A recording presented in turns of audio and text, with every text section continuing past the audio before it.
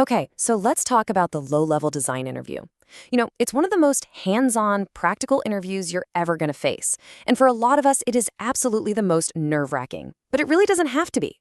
Today, we're going to build a 10-step playbook, a framework that's going to help you turn all that pressure into a performance that really stands out. So imagine this. You walk into the room, you sit down, and the interviewer just hits you with a prompt like this one. And your mind, it just goes completely blank. It feels so huge, so open-ended. I mean, where do you even start? The natural reaction is to just start scrambling, right?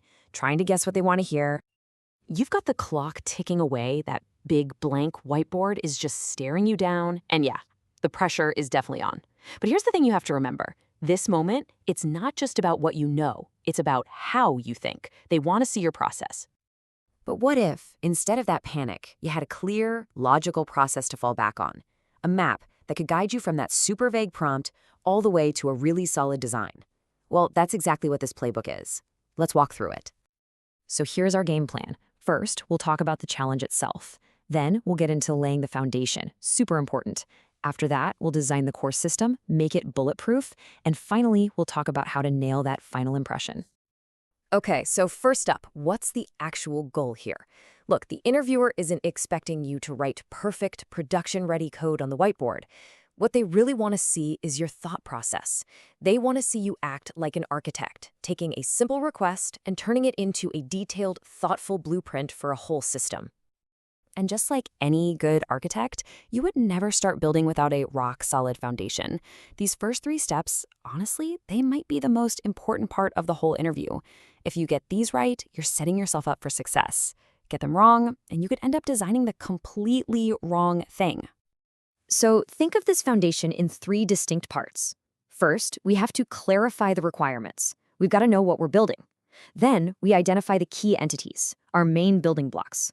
And finally, we define the relationships, how all those blocks fit together. Let's break each one down. So step 1 is all about asking questions. Seriously, before you draw a single box on that whiteboard, you have to understand the constraints. What are the core actions the system has to perform? Those are your functional requirements. And then, how well does it have to do them? That's where non-functional stuff like scalability and security comes in.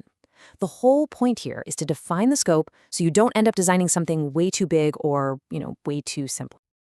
All right, once you know what you're building, you can start to identify the key players in your system. A really easy way to think about this is to just find the main nouns. So for our e-commerce site example, the core nouns are pretty obvious, right? We have a user, a product, an order, and a payment. These become the absolute centerpieces of our design.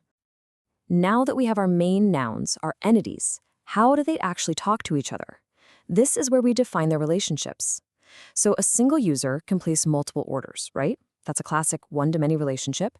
And, well, a single order can have a bunch of different products in it, and a single product can be in lots of different orders. That right there, that's a textbook many-to-many relationship. Sketching these connections out literally starts to form the skeleton of your entire database. Okay, with our foundation firmly in place, it's time to start designing the core system. This is the fun part. This is where we actually build the engine, the logic that's going to make this whole thing run. So if our entities were the nouns, then the functionalities are the verbs. What does this system actually do? I find it's really helpful to think in terms of workflows or user stories. For instance, a user creates an order, which then kicks off a payment process, and that, in turn, starts a delivery process. Mapping these flows out defines the core logic of your entire application. So, where is all this data going to live?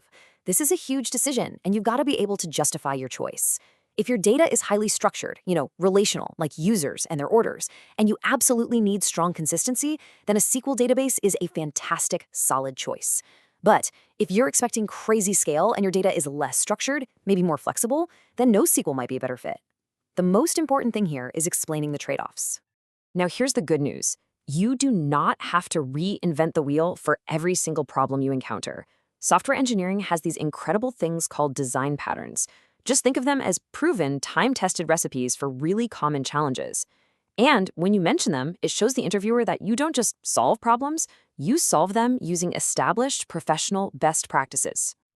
And you can see how practical these are. For example, do you need to notify a bunch of different services whenever an order gets placed? The observer pattern is perfect for that. Need a flexible way to create different kinds of objects, say for different product types? The factory pattern has got your back. Just bringing up specific, relevant patterns like these shows a much deeper level of design thinking. Your system needs a way to communicate with the rest of the world, right? And that's where APIs come in. You should clearly define the main endpoints. Something like a post request to /orders creates a new order. A get request to /orders /123 fetches that specific one. And showing that you're also thinking about practical details like pagination for long lists or how to handle errors, that demonstrates a real production-ready mindset. All right, so you've designed a pretty solid system. But this next part, this is where you can go from good to great. See, a good candidate builds what they're asked for.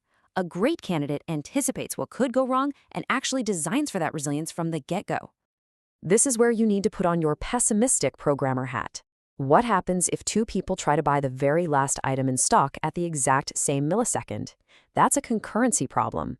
What if a user gets impatient and double-clicks the buy button? You got to handle those duplicate requests. Thinking through these tricky edge cases shows that you build robust systems, not just simple happy path prototypes. Now, we touched on this way back in step 1, but now it's time to address it head-on with some actual solutions. These non-functional requirements are all about the quality of your system. It's not just enough for it to work, it has to work well. It needs to be fast, it needs to be secure, and it needs to be able to handle growth. And here's how you can directly tie those requirements to real technical solutions. Is scalability a big concern? You can talk about implementing a caching layer like Redis.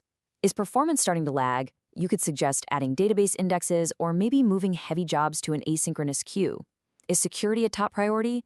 You talk about encrypting sensitive data and authenticating your APIs. Having these solutions in your back pocket, it's a total game changer. So, you've done all the hard work. You built the foundation, you designed the core, you even bulletproofed it. Now it's time for the final, crucial step. The confident close. This is your moment to tie a bow on everything and leave a fantastic, lasting impression.